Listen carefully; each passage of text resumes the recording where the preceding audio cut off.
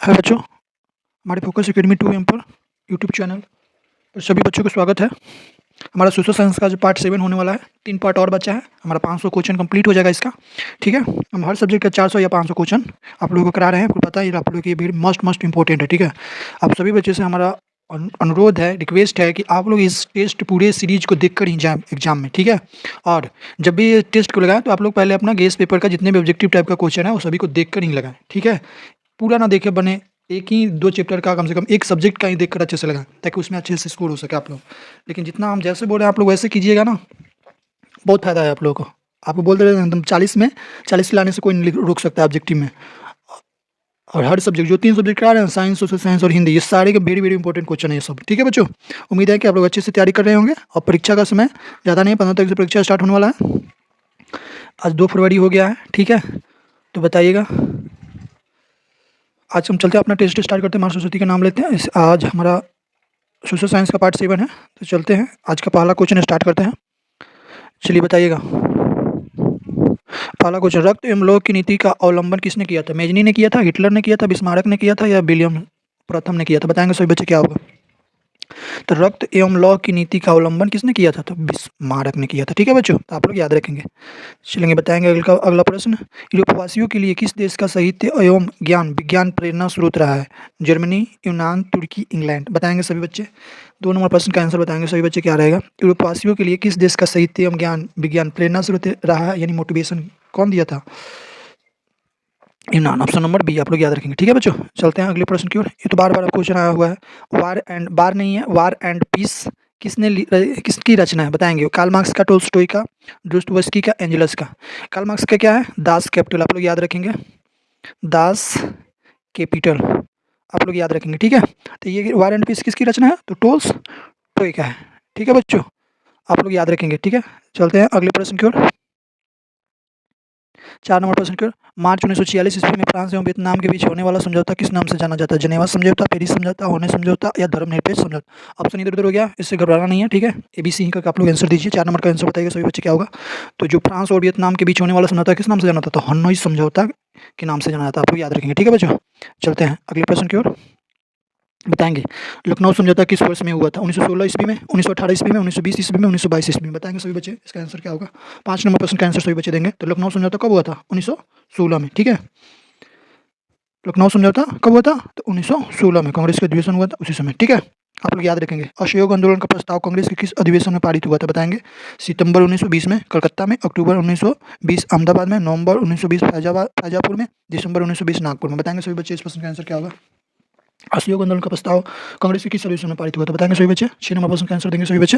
तो ये बच्चों दिसंबर 1920 नागपुर में हुआ था। ठीक है बच्चों, आप लोग इसको याद रखेंगे। ठीक है, चलते हैं अगले प्रश्न। असहयोग आंदोलन की शुरुआत किसने की? महात्मा गांधी, एम गांधी आप लोग याद रखेंगे। ठीक है, चलते हैं अगले प्रश्न को। बताइएगा, जमशेद टाटा ने Tata iron and steel company की स्थापना कब की थी? बताएंगे। 1854 में, 1915 में, 1907 ईस्वी में, 1923 ईस्वी में? बताएंगे। 7 नंबर प्रश्न का आंसर सभी बच्चे देंगे क्या होगा। इसका शॉर्ट रूप होता है टिस्को। टिस्को का बताएंगे स्थापना कब हुआ था, सभी बच्चे बताएंगे।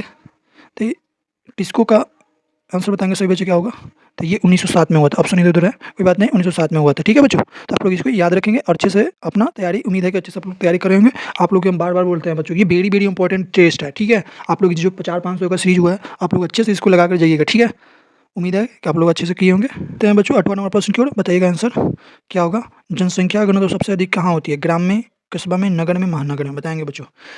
ग्राम में तो नहीं होती है ना, कस्बा में, कस्बा तो और छोटा ही होता है। नगर यानी छोटे शहर, और महानगर मतलब बड़े शहर, जैसे कि दिल्ली, चेन्नई, कलकत्ता, महाराष्ट्र, ये सब कौन सी है? मुंबई, ये सब कौन सी है? ये बड़े महानगर के रूप में आते हैं। ठीक है, भारत में महानगर 4 ही ना है, दिल्ली, कलकत्ता, मुंबई, चेन्नई, 4 है। इनमें सबसे ज़्यादा संख्या रहता है, जनसंख्या सबसे ज़्यादा रहता है, तो महानगर ये कहलाते हैं। ठीक है, भारत के 4 महानगर है ना, दिल्ली, मुंबई, कलकत्ता और चेन्नई। आप लोग याद रखेंगे, इसका आंसर क्या होगा? महानगर। ठीक है, चलते हैं अगले प्रश्न की ओर। बताएंगे, गिरमिटिया मजदूर बिहार के किस क्षेत्र से भेजे जाते थे? पूर्वी क्षेत्र से, पश्चिमी क्षेत्र से, उत्तरी क्षेत्र से, दक्षिणी क्षेत्र से? बताएंगे सभी बच्चे। 9 नंबर प्रश्न का आंसर क्या होगा। 9 नंबर प्रश्न का आंसर सभी बच्चे बताएंगे क्या होगा। तो गिरमिटिया मजदूर ये बच्चों पश्चिमी क्षेत्र से भेजे जाते थे। ठीक है, आप लोग याद रखेंगे। ठीक है, जो ये मजदूर होते थे ना, इसको ठेका पर लेकर, या बाहर के विदेशी आदमी लोग वहाँ पे अपना जाकर गन्ना की खेती करवाते थे। ठीक है, जमैका का नाम सुने, जहाँ का क्रिस गेल है, वहीं। ठीक है, बताएंगे 10 नंबर प्रश्न का आंसर। गुटेनबर्ग का जन्म किस देश में हुआ था? अमेरिका में, जर्मनी में, जापान में, इंग्लैंड में? बताएंगे सभी बच्चे। गुटेनबर्ग का जन्म किस देश में हुआ था? अमेरिका, जर्मनी, जापान या इंग्लैंड? 10 नंबर प्रश्न का आंसर सभी बच्चे देंगे, क्या होगा? तो ये गुटेनबर्ग का जो जन्म हुआ था ना, ये हुआ था जर्मनी में, आप लोग याद रखेंगे। जर्मनी का एकीकरण किसने किया था? बिस्मार्क। आप लोग ये भी याद रखेंगे। रक्त और लौ की नीति किसने अपनाया था? तो यही, ठीक है, आप लोग याद रखेंगे। भारत का प्रथम तेल शोधक कारखाना कहाँ अवस्थित है? मथुरा, बरौनी, डिगबोई, पटना? बताएंगे। भारत का पूछा है, ठीक है बच्चों। भारत का प्रथम तेल शोधक कारखाना कहाँ अवस्थित है? बताएंगे बच्चों। मथुरा में है, बरौनी है, डिगबोई है या पटना है? बताएंगे बच्चों। मथुरा यूपी में पड़ता है, बरौनी बिहार में पड़ता है, ठीक है, डिगबोई असम में पड़ता है, और पटना भी कहाँ पड़ता है? बिहार में पड़ता है, ठीक है, आप लोग याद रखेंगे। तो बताइएगा कहाँ है? 11 नंबर प्रश्न का आंसर बताएंगे। तो ये बच्चों बरौनी में ही हुआ था, ठीक है। भारत का प्रथम तेल शोधक कारखाना कहाँ स्थापित हुआ था? बरौनी में, ठीक है, आप लोग याद रखेंगे, ठीक है। उसके बाद डिगबोई में हुआ था, असम में, आप लोग याद रखेंगे। बताइएगा भाखर नगर परियोजना किस नदी पर अवस्थित है? नर्मदा, झीलम, सतलज, ब्यास? बताएंगे। नदी परियोजना आप लोग याद रखेंगे अच्छे से। 12 नंबर प्रश्न का आंसर देंगे सभी बच्चे, क्या होगा? तो भाखरा नागल जो परियोजना किस नदी पर अवस्थित है? तो सतलज नदी पर है, ठीक है बच्चों। और एक हीरा कुंड है, हीरा कुंड, आप लोग इसको भी याद रखेंगे। ये कहाँ है? उड़ीसा में है, ठीक है। और किस नदी पर है? तो महानदी पर है, आप लोग इसको भी याद रखेंगे, ठीक है। चलते हैं अगले प्रश्न की ओर। बताएंगे सभी बच्चे, इसका आंसर क्या होगा? ताप विद्युत केंद्र का उदाहरण है गया, बरौनी, समस्तीपुर, कटिहार? बताएंगे। 13 नंबर प्रश्न का आंसर क्या होगा? ताप विद्युत केंद्र का उदाहरण है, बताएंगे। तो ये ऑप्शन नंबर बी, बरौनी ही है, ठीक है बच्चों, आप लोग याद रखेंगे, जहाँ विद्युत का उत्पादन होता है। मैग्रोव्स का सबसे अधिक विस्तार क्या है? वन है एक प्रकार के, अंडमान निकोबार द्वीप समूह के तटीय भाग में, या सुंदरबन में, या पश्चिमी तटीय प्रदेश में, या पूर्वोत्तर राज्यों में? बताएंगे बच्चों। अपना भारत का नक्शा ऐसे करके अपना ड्रॉ कर लीजिएगा, ठीक है, ऐसे करके। अब अच्छा से तो इस पर थोड़ा नहीं बन पा रहा है, लेकिन फिर भी हम अपना कोशिश कर रहे हैं कि अच्छे से आप लोगों को बताएं बनाकर, ठीक है। ऐसे थोड़ा अच्छे से अपना, इसमें स्पेस उतना नहीं है, तो इस वाले को क्षेत्र को क्या कहते हैं बच्चे? बताएंगे सभी बच्चे। इसको कहते हैं पश्चिमी क्षेत्र, यहाँ से यहाँ तक को कहते हैं पश्चिमी, और यहाँ से कहते हैं पूर्वी क्षेत्र, ठीक है बच्चों। यहाँ से यहाँ तक को क्या कहते हैं? पूर्वी क्षेत्र, और यहाँ करते हैं पश्चिमी क्षेत्र, ठीक है। और सुंदरबन कहाँ है? पश्चिम बंगाल में है, अंडमान निकोबार द्वीप समूह के तटीय भाग में। बताइएगा 14 नंबर प्रश्न का आंसर क्या होगा? 14 नंबर प्रश्न का आंसर होगा सुंदरबन में, ठीक है बच्चों। सुंदरबन कहाँ है? वेस्ट बंगाल में है, आप लोग याद रखेंगे, ठीक है। वेस्ट बंगाल अपना कहाँ है? यहाँ पे है, ठीक है। भारत के जब नक्शा में देखिएगा ना, तो यहीं पे है, ठीक है, आप लोग याद रखेंगे। चलते हैं अगले प्रश्न की ओर। बताएंगे भारत में लगभग कितने प्रकार के खनिज पाए जाते हैं? 50।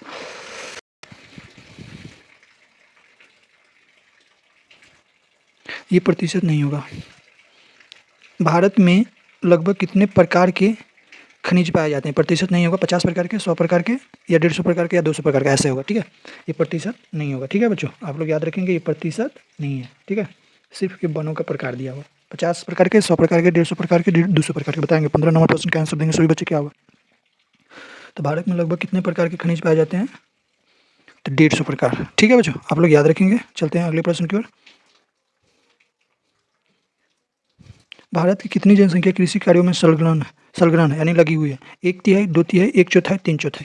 16 नंबर प्रश्न का आंसर देंगे, क्या होगा? 16 नंबर प्रश्न का आंसर बताइएगा सभी बच्चे, क्या होगा? तो भारत की कितनी जनसंख्या कृषि कार्यों में संलग्न है? तो लगभग तो 50% से ज़्यादा ही लोग लगे रहते हैं, ठीक है बच्चों। तो ये 2/3, ठीक है बच्चों, आप लोग याद रखेंगे, ठीक है। भारत में किस किस्म की कॉफ़ी उगाई जाती है? चीनी, अरेबिका, ब्राजीलियन, अमेरिकन? बताएंगे सभी बच्चे। 17 नंबर प्रश्न का आंसर। कॉफ़ी को कहवा भी कहा जाता है, कॉफ़ी को कहवा भी कहा जाता है, आप लोग याद रखेंगे, परिवाची शब्द होता है, ठीक है। 17 नंबर प्रश्न का आंसर देंगे सभी बच्चे, क्या होगा? तो भारत में किस किस्म की कॉफ़ी उगाई जाती है? तो अरेबिका की उगाई जाती है, ठीक है बच्चों, आप लोग याद रखेंगे। बताएंगे बच्चों। स्वर्णिम चतुर्भुज महामार्ग से संबंधित नगर? लखनऊ, पटना, गांधीनगर, चेन्नई? बताएंगे बच्चों, ये क्या होगा? जो स्वर्णिम चतुर्भुज महामार्ग है ना, जो सड़क बनाया गया है, जो हमारे देश के 4 महानगर है, हमारे देश के जो 4 महानगर है ना, बताए थे ना, कोलकाता हो गया, और दिल्ली, ठीक, दिल्ली और चेन्नई, और एक और क्या है? मुंबई, ठीक है। इन चारों को जोड़ने का काम किया गया है, ठीक है बच्चों। ये चारों शहर को आपस में रोड के माध्यम से सभी को जोड़ने का काम किया गया है, ठीक है। इसी को क्या नाम दिया गया? स्वर्णिम चतुर्भुज महामार्ग से संबंधित नगर पूछा है ना, इसी का नाम क्या दिया गया था? स्वर्णिम चतुर्भुज महामार्ग, ठीक है। तो इसका आंसर क्या होगा? चेन्नई इसका आंसर होगा, ठीक है। जब आप लोग भारत का नक्शा में बनाकर देखिएगा तो चेन्नई नीचे है और फिर कोलकाता इस साइड है पूर्वी ओर, और फिर दिल्ली कहाँ है उत्तर साइड में है, और जो ये मुंबई कहाँ है पश्चिम की साइड। तो चारों तरफ हो गया ना, चारों दिशा। तो इसी को नाम दिया गया था स्वर्णिम चतुर्भुज। ठीक है बच्चों, याद रखेंगे। चलते हैं अगले प्रश्न की ओर। बताएंगे चूना पत्थर के उपयोग मुख्य रूप से किस उद्योग में होता है? सीमेंट उद्योग में, लोहा उद्योग में, शीशा उद्योग में, इनमें से कोई नहीं। बताएंगे 19 नंबर प्रश्न का आंसर देंगे सभी बच्चे, क्या होगा?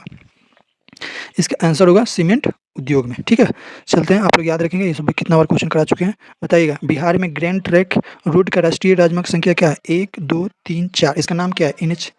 एनएच होता है ना, एनएच का नाम हम लोग का जो है हाजीपुर वाला जो रोड है, ये छपरा हाजीपुर का जो रोड है उसका नाम क्या दिया है? NH-19 नाम दिया गया, यानी नेशनल हाईवे 19। ठीक है, उसी तरह ये बताएंगे कि ग्रैंड ट्रैक रोड का राष्ट्रीय राजमार्ग संख्या क्या है? 1 2 3 4 बताएंगे सभी बच्चे। 20 नंबर प्रश्न का आंसर क्या होगा? तो ये इसका नाम दिया गया है 2, NH 2, नेशनल हाईवे नंबर 2। ठीक है, आप लोग याद रखेंगे। ये वाला बताएंगे भारत में कहाँ औरतों के लिए आरक्षण की व्यवस्था है? लोकसभा में, विधानसभा में, मंत्रिमंडल में, पंचायती राज संस्था में। बताएंगे बच्चों। 21 नंबर प्रश्न का आंसर क्या होगा सभी बच्चे? तो बच्चों ये भारत में कहाँ औरतों के लिए आरक्षण की व्यवस्था की गई है? तो ये पंचायती राज में। ठीक है, सबसे अधिक है। बताएंगे जब हम लैंगिक विभाजन की बात करते हैं तो हमारा अभिप्राय होता है क्या? स्त्री और पुरुष के बीच जैविक अंतर, समाज द्वारा स्त्रियों और पुरुषों को दी गई असमान भूमिकाएं, या बालक या बालिकाओं की संख्या का अनुपात, या लोकतांत्रिक व्यवस्था में महिलाओं को मतदान अधिकार न मिलना। बताएंगे कौन सा होगा 22 नंबर में? 22 नंबर प्रश्न का आंसर बताएंगे सभी बच्चे, क्या होगा? तो ये होता है बच्चों ऑप्शन नंबर बी, समाज द्वारा स्त्रियों और पुरुषों की दी गई असमान भूमिकाएं होती है। ठीक है बच्चों, ये वाला बताएंगे बिहार पंचायती राज अधिनियम महिलाओं के लिए आरक्षण की व्यवस्था करती है 40%, 55%, 50%, 60%। अभी पीछे ही उस टाइप का क्वेश्चन आया था, बताया था ना, सबसे अधिक रहता है। बताएंगे बच्चों लगभग 50% होता है। ठीक है, 23 नंबर प्रश्न का आंसर क्या होगा? 50% होता है। ठीक है बच्चों, आप लोग याद रखेंगे ऑप्शन नंबर बी, सी आप लोग याद रखेंगे। ठीक है, ये चलिए अगले पर। दलित पैंथर्स कार्यक्रम से निम्नलिखित में कौन संबंधित नहीं है? जाति प्रथा का उन्मूलन, दलित सेना का गठन, भूमिहीन गरीब किसानों की उन्नति, औद्योगिक मजदूरों के शोषण से मुक्ति। बताएंगे 24 नंबर प्रश्न का आंसर क्या होगा? तो ये बच्चों ये दलित पैंथर्स के कार्यक्रम किससे संबंधित नहीं है? तो औद्योगिक मजदूरों के शोषण से मुक्ति। ठीक है बच्चों, चलते हैं अगले प्रश्न की ओर। बताएंगे बुल्बिया में जनसंघर्ष का मुख्य कारण क्या था? ये तो हम आप लोग को बार बार कराए। पानी की कम कीमत में वृद्धि, ये तो हो नहीं सकता है। खाद्यान्न की कीमत में वृद्धि, ऐसा खाने पीने वाला सामानों में की मतलब कीमत में वृद्धि, वो भी नहीं हो सकता। पेट्रोल के वो भी वृद्धि, ये हो सकता है। ये सॉरी इसको हटाइए। बताइए पानी की कीमत में वृद्धि, खाद्यान्नों की कीमत में वृद्धि, पेट्रोल की कीमत में वृद्धि, जीवन रक्षक दवाओं की कीमत में वृद्धि, ये नहीं हो सकता, ये नहीं हो सकता, ये नहीं हो सकता। सिर्फ ए नंबर होगा, पानी की कीमत में वृद्धि के कारण ही बुल्बिया में जनसंघर्ष का मुख्य कारण था। ठीक है बच्चों, आप लोग याद रखेंगे। अगले नंबर प्रश्न बताएंगे 26 नंबर प्रश्न। राजनीतिक दल का आशय क्या है? अफसरों के समूह से, सेनाओं के समूह से, व्यक्तियों के समूह से, किसानों के समूह से। बताएंगे बच्चों राजनीतिक दल कैसे बनती है? बताएंगे सभी बच्चे। 26 नंबर प्रश्न का आंसर देंगे सभी बच्चे, क्या होगा? तो ये बच्चों राजनीतिक दल का आशय क्या है? बताएंगे राजनीतिक दल के आशय क्या है बच्चों? बताएंगे सभी बच्चे, क्या होंगे? 26 नंबर प्रश्न का आंसर देंगे, क्या होगा? व्यक्तियों के समूह से है। ठीक है, आप लोग याद रखेंगे। ये वाला प्रश्न बताएंगे लोकतंत्र सभी नागरिकों को क्या देता है? असमान अवसर, क्षणिक अवसर, समान अवसर, उपयुक्त में तीनों। बताएंगे सभी। क्षणिक मतलब कम होता है, असमान मतलब एक दूसरे में समान तरीके से अवसर नहीं देना, असमान मतलब दोनों तरफ बराबर, उपयुक्त में तीनों बताना है आप लोग। लोकतंत्र सभी नागरिकों को क्या देता है बच्चों? इसमें बताएंगे क्षणिक तो देता नहीं, असमान अवसर तो देता नहीं है। बताएंगे बच्चों 27 नंबर प्रश्न का आंसर क्या होगा? लोकतंत्र हमेशा समानता की बात करता है, आप लोग याद रखेंगे। ठीक है, समानता का हमेशा बात करता है। ठीक है, समानता का बात करता है। ठीक है बच्चों, अंता आप लोग याद रखेंगे। चलते हैं अगले प्रश्न की ओर। 28 नंबर प्रश्न। नए विश्व संरक्षण के आधार पर भारतवर्ष में मतदाताओं की संख्या कितनी है? 90 करोड़, 71 करोड़, 75 करोड़ और 95 करोड़। बताएंगे बच्चों 28 नंबर प्रश्न का आंसर सभी बच्चे देंगे, तो आप लोग इसको याद ही रखिएगा, 71 करोड़ है। ठीक है, आप लोग याद रखेंगे। चलते हैं 29 नंबर प्रश्न की ओर। लोकतंत्र की सफलता निर्भर करती है नागरिकों की उदासीनता पर, नागरिकों की गैर कानूनी कार्रवाई पर, नागरिकों की विवेकपूर्ण सहभागिता पर, नागरिकों द्वारा अपनी जाति के हित की रक्षा करने पर। बताएंगे इसका आंसर क्या होगा सभी बच्चे? 29 नंबर प्रश्न का आंसर देंगे सभी बच्चे, तो इस प्रश्न का आंसर होता है ऑप्शन नंबर सी। ठीक है बच्चों, चलते हैं अगले प्रश्न की ओर। बताएंगे इसका आंसर क्या होगा? योजना आयोग के अध्यक्ष कौन होते हैं? मुख्यमंत्री, गृह मंत्री, प्रधानमंत्री, रक्षा मंत्री। पहले तो आप लोग ये बताएंगे कि योजना आयोग की स्थापना कब हुआ था? 1950 में। ठीक है, अब इसके स्थान पर कौन सी आ गया है? नीति आयोग। ठीक है बच्चों, योजना का काम क्या है? ये 5 साल के लिए क्या बनाती थी? योजना बनाती थी कि हमारे देश में क्या क्या करना है, क्या क्या नहीं करना है। ठीक है, उसी का हम अब कौन करता है? नीति आयोग करता है। 2015 से कौन आ गया इसी का स्थान पर? नीति आयोग। इन दोनों का अध्यक्ष कौन होता है? प्रधानमंत्री ही होता है हमेशा, ठीक है। योजना आयोग का अध्यक्ष भी प्रधानमंत्री और नीति आयोग के भी क्या प्रधानमंत्री होता है, ठीक है। दोनों ही काम क्या करती है, योजना बनाने के काम करती है, ठीक है। नीति आयोग कब आया था, 2015 में, आप लोग याद रखेंगे, ठीक है। ये 15 साल के लिए क्या बनाती है, एक बार ये 15 साल के लिए बनाती है थी, ठीक है। ये 15 साल के लिए बनाती है, ये 5 साल के लिए बनाती थी, ठीक है। आप लोग याद रखेंगे, ये 5 साल के लिए बनाती थी, और नीति आयोग कितना साल के लिए बनाता है, 15 साल के लिए योजना बनाता है कि देश में हमें क्या क्या विकास करनी है, ठीक है बच्चों।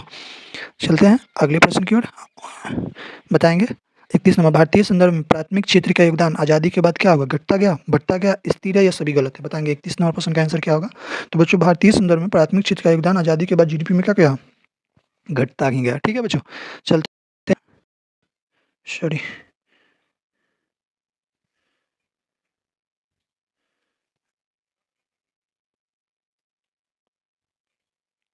32 नंबर प्रश्न का आंसर देंगे सभी बच्चे। दादा भाई नौरोजी ने सर्वप्रथम राष्ट्रीय आय का अनुमान लगाया था, बताएंगे 1868 में, 1867 में, 1869 में, 1968 में, बताएंगे 32 नंबर प्रश्न का आंसर क्या होगा बच्चों।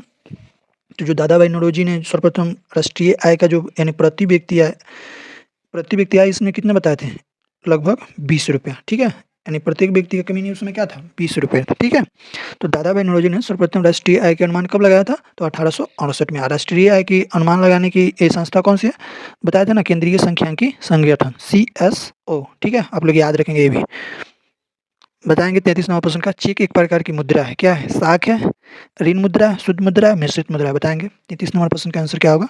तो चेक एक प्रकार की क्या है, साख है, इसका मतलब क्या होता है, विश्वास।